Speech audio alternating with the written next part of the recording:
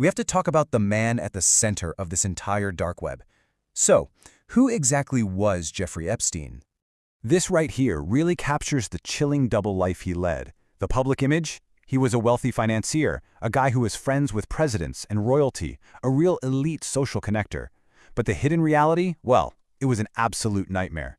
He was a convicted sex offender who ran a global sex trafficking ring and systematically abused underage girls for years. And this brings us to a really key concept here: systemic power. Look, this isn't just about having a lot of money. It's about using that wealth and that influence to build a fortress around yourself, hiring armies of lawyers to silence victims, using your media connections to control the story, and leveraging your relationships with other powerful people to just make consequences disappear. Epstein's story is a terrifying case study in how this system protects the powerful, often for decades. So, you have to be asking yourself, how did he operate this whole network right out in the open for so long? Well, it was a very carefully constructed web of power, and it was built around three key things: a private jet, a private island, and a very important accomplice. Epstein's method was chillingly methodical. He used his private jet, which was infamously nicknamed the Lolita Express, to fly powerful people all over the world. And the main destination was often his private island in the U.S. Virgin Islands, a place called Little St. James. The whole operation was protected by his high-level political and social connections, which basically created this powerful shield of credibility around him. But he didn't do it alone, not by a long shot. His main partner in these crimes was Ghislaine Maxwell.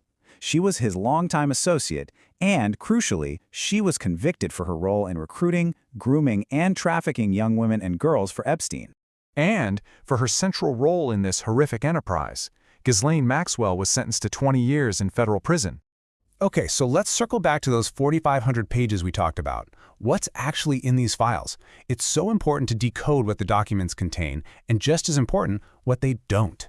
The entire document release, every single page, stems from one specific case: that 2015 civil lawsuit filed by one of his victims, Virginia Giuffre, against Ghislaine Maxwell.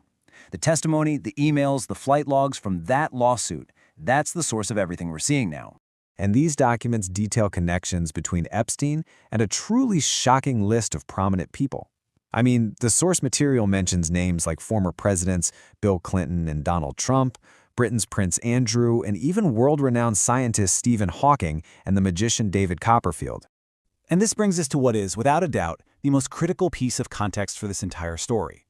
As this quote says, being named in these files does not prove a crime was committed.